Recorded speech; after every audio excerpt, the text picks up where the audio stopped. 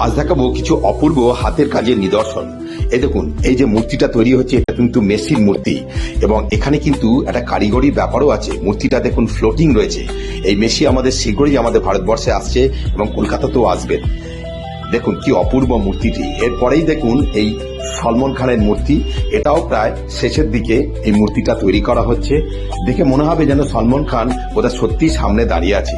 কি অপূর্ব হাতের কাজের এই নিদর্শন, না দেখলে পরে বিশ্বাস করা যায় না। এছাড়া আমি কিছু বাঁশের তৈরি শিল্প এখন দেখাবো। এই পাখিটিকে দেখুন কি দক্ষতার সঙ্গে তৈরি করা হয়েছে। এখানে কিন্তু এই ইঞ্জিনিয়ারিং এর ব্যাপারটা কিন্তু প্রত্যেকটা ক্ষেত্রেই জড়িত আছে। এইভাবে যে সুন্দরভাবে দাঁড়িয়ে আছে সেটাও দেখার বিষয়। তাছাড়া এই রিক্সার উপরে এই যে আপেলের যে একটা কারিগরি তৈরি করা হয়েছে, এটাও কিন্তু কোনো অংশে কম নেই।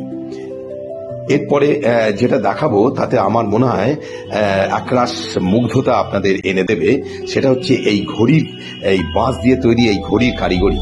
দেখুন ঘড়িটা কিন্তু চলছে, তাই শুধুমাত্র হাতে নিদর্শন বললেও চলবে না, এর সঙ্গে কারিগরি দক্ষতাও রয়েছে, যেটা দেখলে কিন্তু আমাদের মন ভরে যায়। কেমন লাগলো জানাবেন।